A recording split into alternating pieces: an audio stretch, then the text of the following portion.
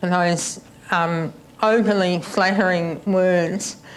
Can I begin by acknowledging the traditional custodians of the land that we're meeting on, the people of the Kulin Nation, and pay my respects to their elders, their customs, and any other Indigenous leaders and elders here today. I'm here today to talk about the leaders that we should have. Unfortunately, Michael Kirby can't be with us, but we can be certain of one thing. He would have inspired you, but taken more inspiration from this room full of grassroots community leaders. You would have drawn on his great intellectual and community advocacy to inspire you. But today I want you to acknowledge the people in this room, the people behind you, in front of you, beside you, who also we need to thank for their community leadership, fighting for equality and making our community a better place in which to live. I say this because I look around this room and I can already see many familiar faces that have helped pave the way for me in their great community leadership and advocacy. To be sitting here musing about leadership with you here today. And I also recognise other people who, whilst I've been working on areas like fighting for the rights of people with disabilities and women, I can recognise other people here who have been at the forefront of other battles for their communities. So can I ask you to do something that we don't often do enough, and that is to stand up now. Can I ask you to stand up? And I'm going to remain seated. We're not going to have any miracles in this room today, but we are going to give you and everyone around you and in this room a heartfelt standing ovation for your community leadership.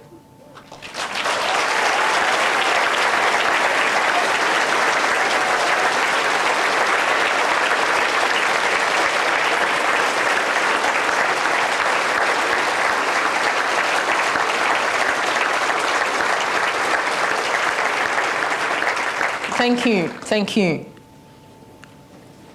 I'm not sure if you polled 1,000 Australians and asked them to nominate or name our leaders, they'd nominate many people in this room, but I would.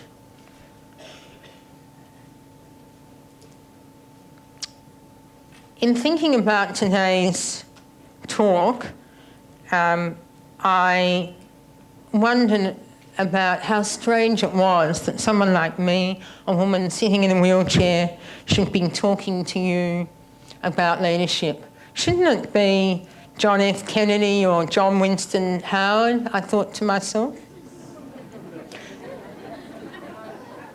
40 years ago,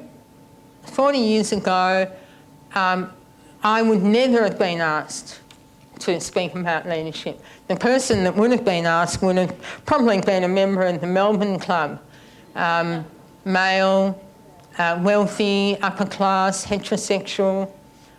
But 40 years on, thankfully, things have changed. When Donald Horne wrote The Lucky Country 40 years ago, we didn't have women in the public sector able to continue to be employed if they were married. Aboriginal and Torres Strait Islander Australians were not regarded as human beings under our constitution. We had a white Australian policy. Human rights and people with disabilities didn't appear in the same sentence. Lesbian and gay men dared not speak of the life and love that they shared. These things have changed because community leaders and their followers dared to believe in the beauty of their dreams. We're waiting on the Melbourne Club, but these things have changed, at least. Being clear now about what community leaders have brought about in bringing those changes about and the changes that you've brought about already will help us make sure we don't need to wait another 40 years to bring about more much needed change. To me, community is about belonging, culture and memory.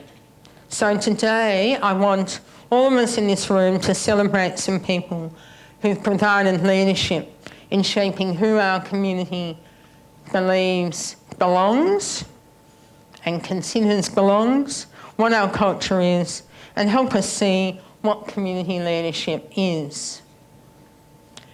The textbook version of leadership involves vision, drive and dedication, but we need to ask what the purpose of leadership is.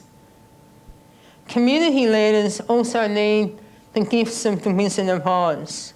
They need heart, they need courage, and they need a brain. Tin Man, machine-like and incapable of love, had to find the heart in order to become a leader. For community leadership, we need hearts. We need hearts to care, to empathise, to feel injustice, and to be passionate about righting wrongs. We need new community leaders with the hearts of those great Indigenous leaders who endured for so long gut-wrenching dispossession, discrimination and abuse. They saw their people demoralised and marginalised, but still they had the heart to fight and to move heaven and earth for a white Australia to recognise their rights to be recognised as the original owners of this land. Let us celebrate today those who fought so hard to keep Indigenous issues alive in Australia. People like Jack Patton, Charlie Perkins, Udjuru Noonuncle, Eddie Mabo, Doug Nicholls and many others. The lion had to find courage. Courage is a critical aspect of community leadership.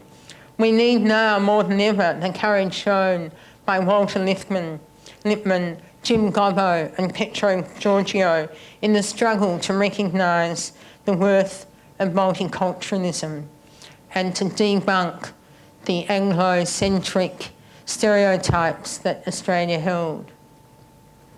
We should applaud too the courage that Petro Georgiou is now showing once more in his refusal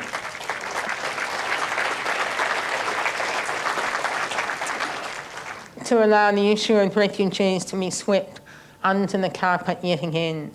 Petro's example poses the question for us: how do you balance a general commitment to the aims of an organisation that you do not wish to see harmed or diminished with a particular disagreement on a specific issue? The straw man maybe had the answer. He needed to find brains. This is a third critical aspect of leadership. The brains shown by Anne MacDonald and Rosemary Crosley, two people who've tirelessly written and agitated about the need to free one woman with a disability from St Nicholas Hospital in Carlton, a large Dickensian institution, into a movement that could shut down not only that institution, but provide the impetus and guidelines for statewide deinstitutionalisation, the importance of giving people with disabilities the resources to have their voices heard. Who can believe now that in our lifetime Children were starved to death 5 minutes walk away from the Victorian Parliament House. We need now this kind of intelligence to turn problems on their head and to find lateral solutions to removing barriers for change. While we have some shining examples in our politicians, like the recent initiative announced by Victoria's Attorney General in a consultation on whether or not we should have a Charter of Human Rights, we in Australia now appear to have hearts that can grieve openly for an Australian on drug charges, but be impervious to Indigenous Australians asking for a substantive justice or the pleas of Afghans on Nauru. Do we really want our politicians to prove how hard-hearted they are in order to be taken seriously? Without empathy, there is no justice and no capacity to realise human rights. Of course, heart, courage and brains aren't the only things that a leader needs. They also need followers. Leadership doesn't actually reside in a person or a title. Leadership must be earned and is something that goes on between people, as all of us in this room know. Please let me assure you, speaking today about leadership and stringing some clever words together certainly doesn't make me a leader. It seems to me leadership only exists in relationships. No matter how charismatic a person is, they can't be a leader without they are able to influence others to act. As I suggested earlier, being a leader, you have to have courage. You especially need to be prepared to not be popular. But without followers, you can't be a leader. A leader not only has to have courage, but they must be able to strive and inspire it in others. So Michael Kirby, who can't be here today, is someone that I'd like to call up as a great example of showing immense courage and building that courage in others. Listen to his speech to the 2000 opening of the Gay Olympics. Little did my partner Johan and I think 30 years ago as we danced the night away at the Purple Onion, less than a mile away, that we would be at the opening of the Gay Games. With the Queen's representative and so many to bear witness to such a social revolution. If an angel had tapped us on our youthful shoulders and told us of such change, we would have said impossible. Well, nothing is impossible to the human spirit. That's true courage from a High Court judge. Paradoxically, courage, brains, heart, insight, drive, motivation come to naught without the capacity to ignite courage in others. Leadership is also obviously about sharing the vision. We need leaders to expand our sense of what is within reach and possible to control beyond ourselves. I've seen community leaders create an inclusive organisation by changing the culture to extend the borders of trust over the fault lines of old ignorance and old antagonisms. I've seen poor leaders retreat to the convenience of the old ways and the old target groups. But the hardest thing of all is to move on. How many chairs of community groups or coordinators or artistic directors do we know over the years who've said, we can't get new blood? That's constipated leadership. leadership that won't let anyone else have a go. It's leadership for the here and now, and it's leadership for today with no consideration for the needs of tomorrow. We need to build and nurture those people that can take over. I don't want to overly romanticise leadership because, of course, leaders can be monsters, as we know, and they can be corrupt. Where this happens, it's usually because the group gives over its heart, its brains and its courage and its wisdom and passively puts its trust in one person.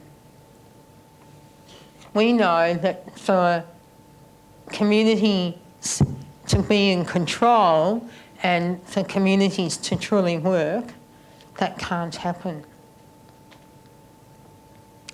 Leadership is one of those really popular topics, isn't it, of our time.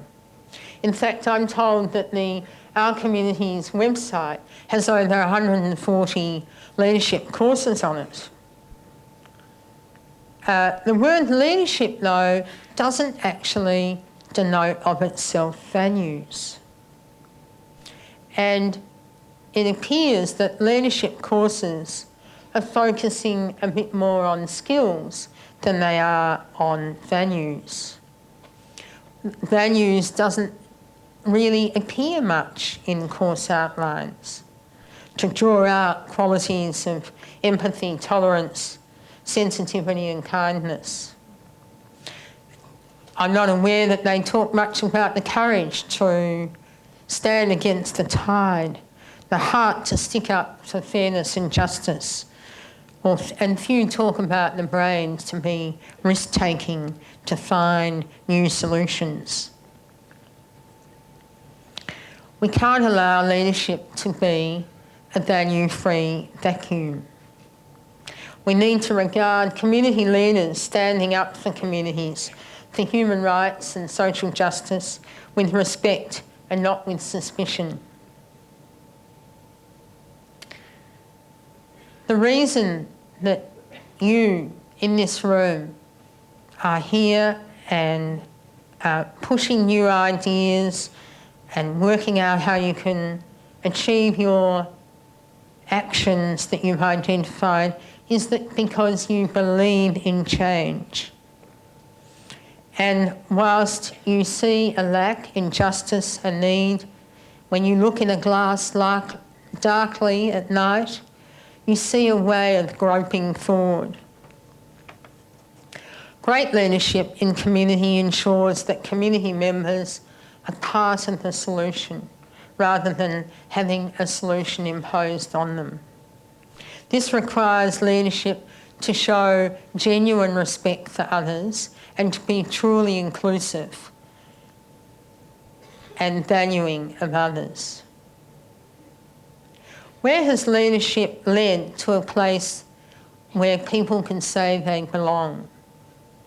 It's in the fantastic neighbourhood houses and the community house movement pioneered by great leaders like Gwen Wesson and Phil Slattery.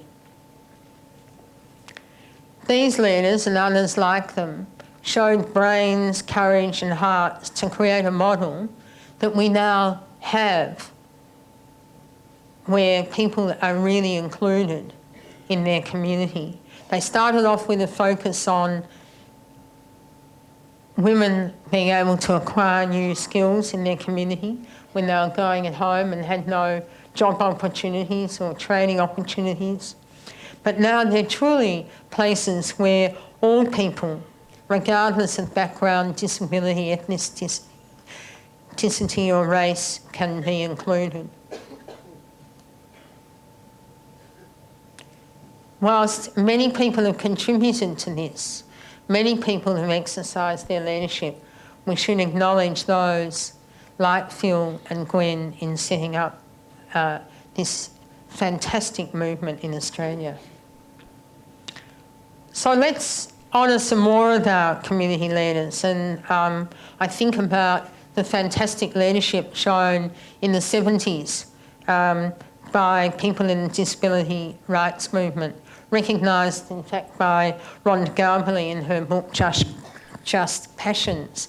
This was a group that worked like a collective, like in the women's movement, and worked really effectively in fighting for the recognition of human rights agendas for people with disabilities, pulling down institutional walls and mindsets. And people like Jeff Bell, Roger Melnick, Vicky Aitken, Hal Fitzpatrick and Rob McNamara.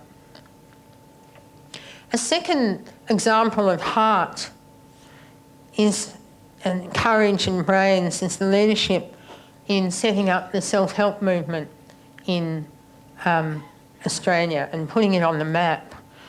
Whilst there were many working in the self-help movement, Jenny Florence created an extraordinary network through her courage, heart and passion of people who recognised that their voices were authentic voices that could create real leadership in how the community needed to respond to their needs rather than having solutions imposed on them. Jenny set up the collective of self-help groups. The collective was a network where the Seahorse Club, Council for the Single Mother and Her Child, Tenants Union, Unemployed Workers Union, Residential Tenants Union, Disability Resources Centre all met and came together, sharing that in common. These pioneers changed the direction of much in our community sector today. Rather than community service agencies being the experts and users being passive recipients, the power had begun to shift. A lot has changed as a consequence, but maybe there's still a lot of rhetoric rather than empowerment, true empowerment. What I do know is that the culture and organisation and the community service agency will reflect its real intention regarding empowerment.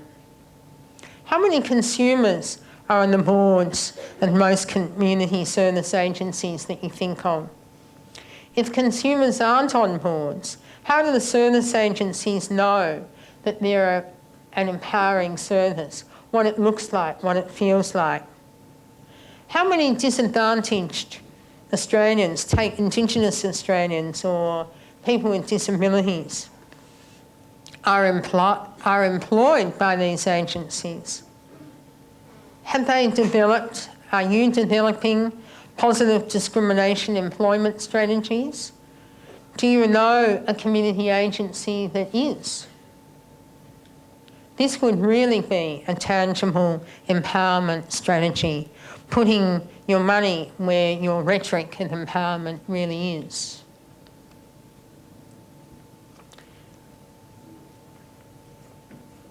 Now I want to fast forward to 2005. We can't hang on to those romantic images without checking that they're still models that are applicable and those qualities of leadership are still applicable to the challenges that we face today, because we do face many. We need new approaches and new leadership to take on the challenge. Australia is in an era of enormous change and transition.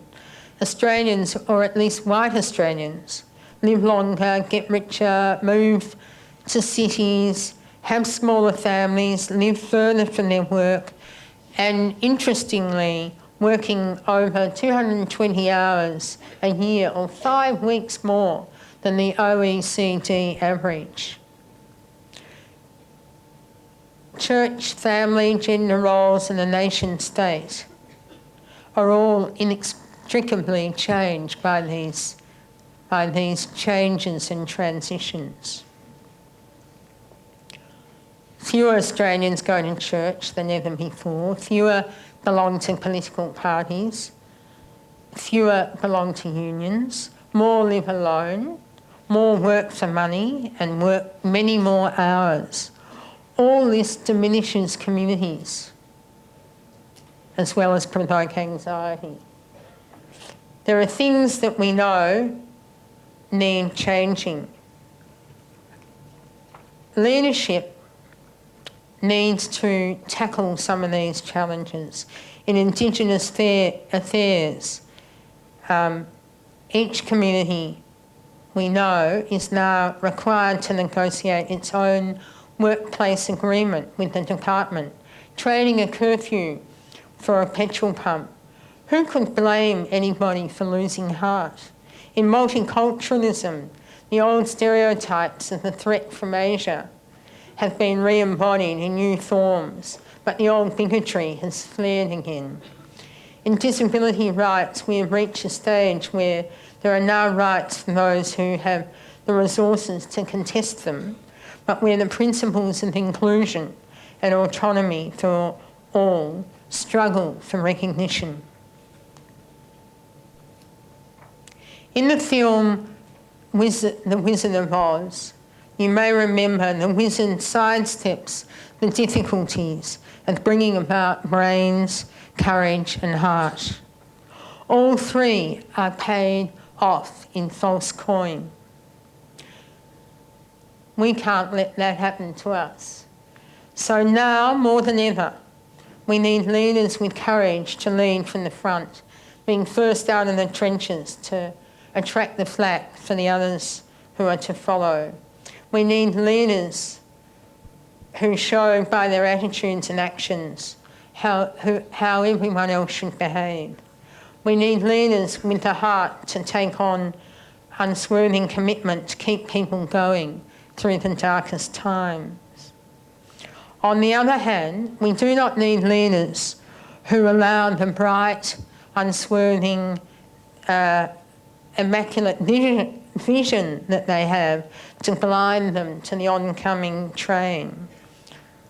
We need leaders with the brains to move seamlessly from that vision into harsh realism. If ever there is a time for renewal of leadership with values, it is now. And I want to leave you with 10 tips for human rights action Loranger O'Donoghue in her human rights oration to the in 2003 for the Equal Opportunity Commission gave. And you can find these on our website if you'd like to look at them. Gus Nossal, in his first address to the first Communities in Control conference, challenged community leaders to continue to speak out and to lead and convince and cajole for change, recognising still enormous inequality exists, but we can not look back and say the pain wasn't worth it. So we need you now to lead or to follow, or perhaps get out of the way. Those who say it cannot be done should not interrupt those who are doing it. Don't be discouraged. Don't be dismayed. Do stay strong. Do continue to lead. We need you. Thank you.